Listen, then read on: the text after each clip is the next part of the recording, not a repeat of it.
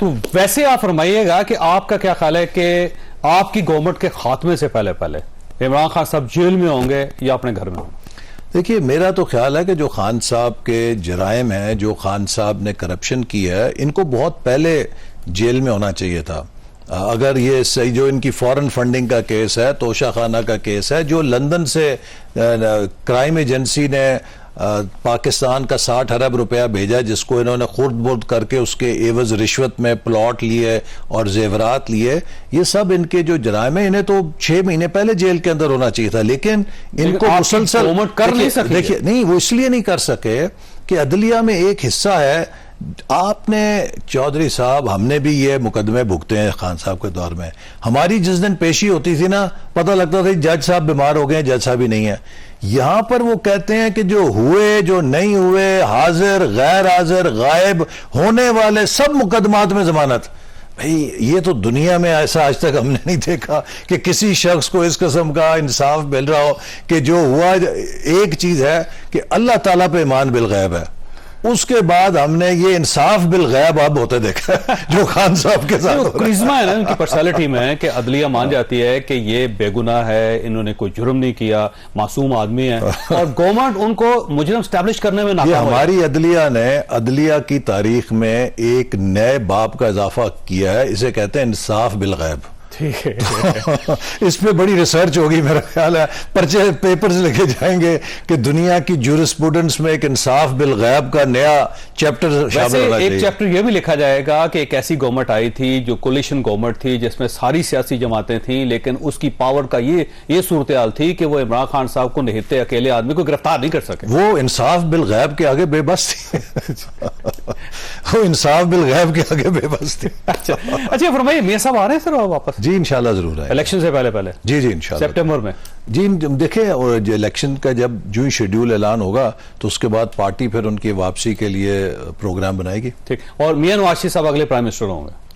बिल्कुल, आपने सुना है, शहबाज शरीफ साहब ने भी कहा, मुस्लिम लीग नून की ख्वाहिश है, हमारे कारकुनों की ख्वाहिश है कि जो नाइंसाफी नवाज शरीफ साहब के साथ 2017 में की गई थी, दैट शुड बी अनडन। ठीक है, उसकी तलाफी होनी चाहिए। और जैसे वो एक ज़माने में होता था ना कि पीटीवी की नशरियात जो डिसरप्ट होती थी, तो वो अनाउंसर कहती थी, आइए नाजरीन, नशरियात का सिलसिला वहीं से शुरू करें जहां से टूटा था। तो पाकिस्तान की तरक्की का सफर भी वहीं से शुरू होना चाहिए जहां से 2017 में टूटा था। उसके लिए फिर मियां शहबाज शरीफ साहब को आपको वापस पंजाब लेके जाना पड़ेगा। तो इसका मतलब ये है कि मियां शहबाज शरीफ साहब आने वाले चीफ मिनिस्टर हैं पंजाब के, और मियां नवाज शरीफ साहब जो आने वाले प्राइम मिनिस्टर हैं पाकिस्तान के। देखिए, जब नवाज शरीफ साहब वजीर आजम होंगे, वो जिसकी जहां पे ड्यूटी लगाएंगे, वो अपनी ड्यूटी अदा करना अपने लिए ऑनर समझेगा।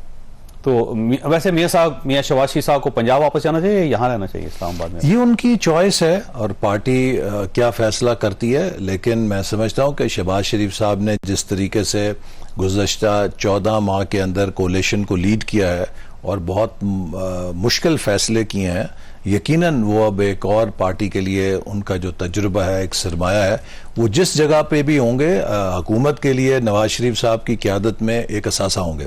वैसे ये फरमाइए, ये इलेक्शन वाकई हो जाएंगे टाइम पे? क्योंकि आज भी किसी के जहन में क्लैरिटी नहीं है। आपकी पार्टी से पूछें, पाकिस्तान पीपल्स पार्टी से पूछें, चीफ जस्टिस ऑफ पाकिस्तान से पूछें, एस्टैब्लिशमेंट से पूछें, किसी को पता नहीं है कि इलेक्शन होंगे। देखिए, इलेक्शन कोई ऐसी चीज नहीं है कि जिसपे चॉइस हो।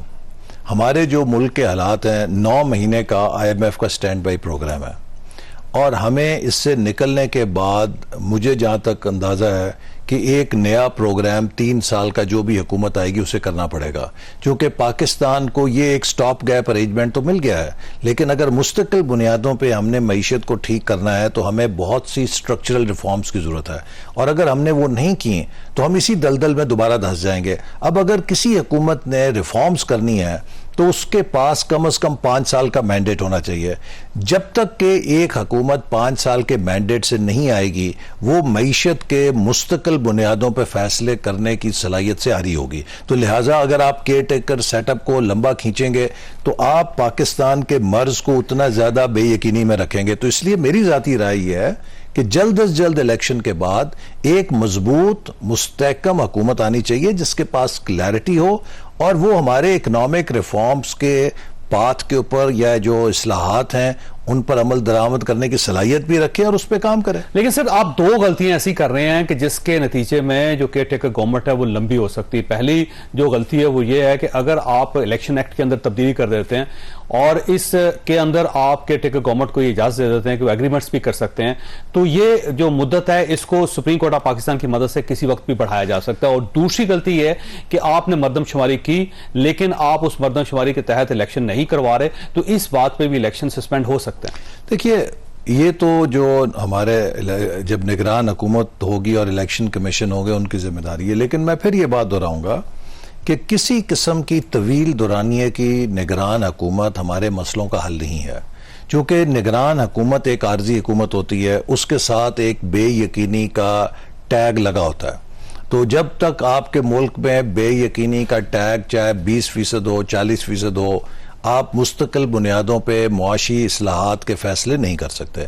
ये तभी हो सकते हैं जैसे हमारे पास 2013 में 5 साल का मैंडेट था, हमने मुल्क को टर्न अराउंड किया और कामयाब हुए। तो लिहाजा पाकिस्तान को मुस्तकिल मुंतखब नुमाइंदा मैंडेट जिसके पास 5 साल हो हुकूमत की जरूरत है, ताकि हम अपने मुआशी बहाली के अमल पर आगे चल सकें, इस्लाहात कर सकें। हमें देखिए बड़ी बड़ी जो आपकी इस वक्त इशूज हैं, स्टेट एंटरप्राइजेज हैं, $2 अरब सालाना का नुकसान है। आपका सर्कुलर डेट है कहां से 2000 अरब से ऊपर तजावज कर चुका है।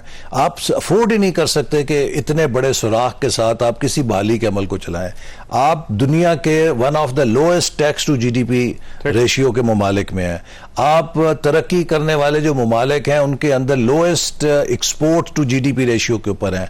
ये सारी चीजें करने के लिए आपको एक मैंडेट चाहिए। आपने चीजों को अगर ठीक करना है तो जब तक आपके पास वो नुमाइंदा इख्तियार नहीं होगा आप नहीं कर सकेंगे।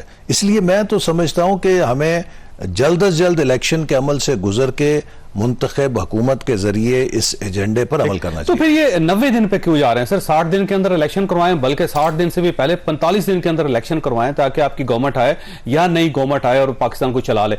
आप एक साइड पे आप केयर टेकर गवर्नमेंट को इख्तियार देना चाहते हैं कि वो इंटरनेशनल एग्रीमेंट्स कर ले, देखिए, और साथ आप 90 दिन तक खींचना चाहते हैं। हमारा काश इस मुल्क में आजाद अदलिया होती, ऐसी अदलिया ना होती कि जो पीटीआई के फैसले दे रही है। ठीक है, आप देख लीजिए ये जो हमारी इस वक्त अदलिया की एडमिनिस्ट्रेशन है या जो हमारे सुप्रीम कोर्ट का जो सेटअप है उनका क्या कॉन्डक्ट है, किस तरह तो के वो फैसले रिटायरमेंट चाहते हैं आप, किस तरह की वो कर रहे हैं। इन लोगों के होते हुए आप आजाद मुल्क के अंदर कोई मुनसिफाना निजाम चलता हुआ तस्वर कर सकते हैं कि इस चीफ जस्टिस के होते हुए इलेक्शन नहीं? मुझे अफसोस से कहना पड़ता है, मुझे अफसोस से मेरा दिल दुखी है।